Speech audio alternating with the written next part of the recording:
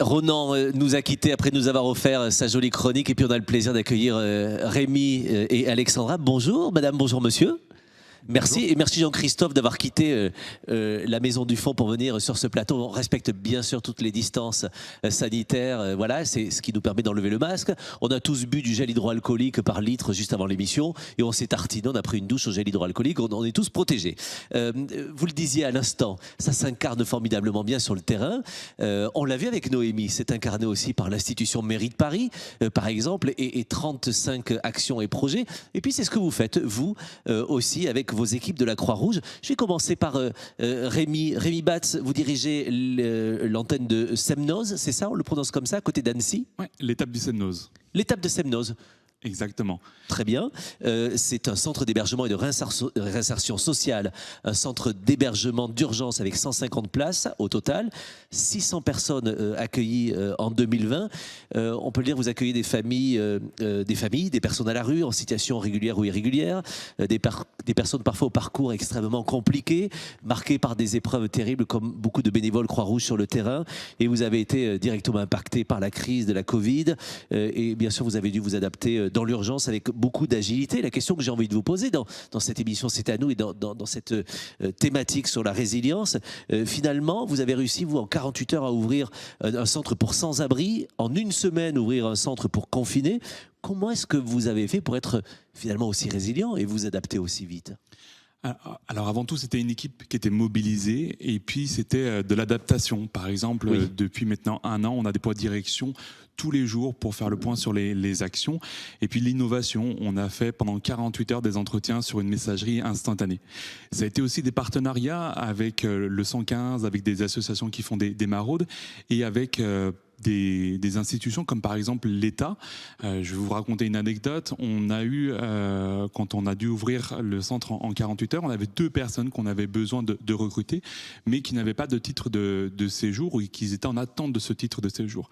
On est allé voir l'État, on leur a dit on a besoin de ces 2 personnes et alors que cette démarche prend normalement plusieurs mois, en quelques heures, on a pu accueillir ces 2 collaborateurs de la Croix-Rouge française qui sont encore avec nous aujourd'hui. Et puis la Croix-Rouge française, c'est aussi une culture de l'urgence, mais l'urgence, c'est aussi de la qualité. Et un exemple très concret, c'est ce centre de confinement qui a ouvert pendant le premier confinement. À la fin, c'était 0 remise à la rue des personnes qui étaient accueillies. Wow. Et ça, parce qu'on a eu des travailleurs sociaux qui ont pu accompagner les personnes et répondre individuellement aux besoins des personnes. C'est l'incarnation même de la résilience, on s'adapte, on se transforme.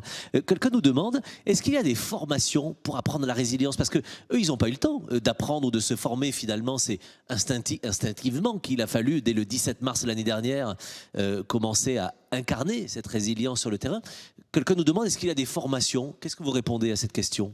Alors, les militaires font une formation obligatoire à la résilience, puisque de par leur métier, ils se mettent en avant, ils vont chercher le traumatisme, c'est leur métier.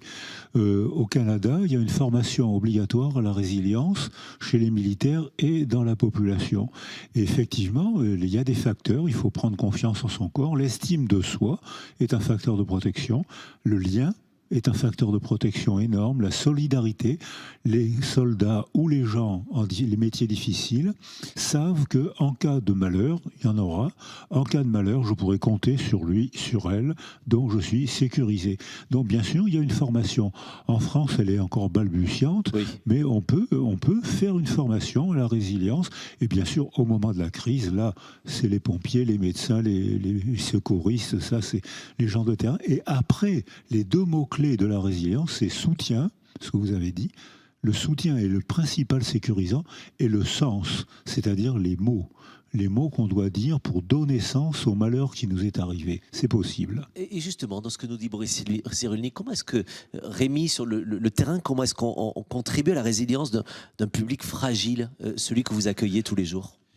Alors au quotidien, c'est les personnes elles-mêmes qui vont être actrices de leur résilience. Nous, la Croix-Rouge française, dans un établissement, on va pouvoir proposer des conditions de vie qui vont leur permettre d'être amenés à être résilients. Ça va être pouvoir répondre à des besoins primaires, un besoin de sécurité, un habitat digne. C'est par exemple dans un centre d'hébergement d'urgence avec des familles, faire en sorte qu'on n'ait pas de chambre partagée. D'accord. Et puis c'est aussi dans l'accompagnement, faire en sorte qu'on écoute les personnes dans leur entièreté à travers leur parcours et qu'on regarde avec bienveillance les personnes. Et c'est ces conditions de vie qu'on va pouvoir proposer au quotidien avec l'ensemble des équipes qui vont amener les personnes à rebondir finalement dans leur vie et démarrer ce processus de résilience. Ça se travaille au quotidien en fait. L'idée c'est quoi? C'est qu'on ne fait pas d'exception, c'est qu'on s'adapte à tout, c'est quoi? Exactement, c'est respecter les règles de l'inconditionnalité, et puis c'est répondre aussi à travers nos principes, à travers nos valeurs, que ça soit dans les personnes que l'on héberge ou aussi au quotidien dans notre management.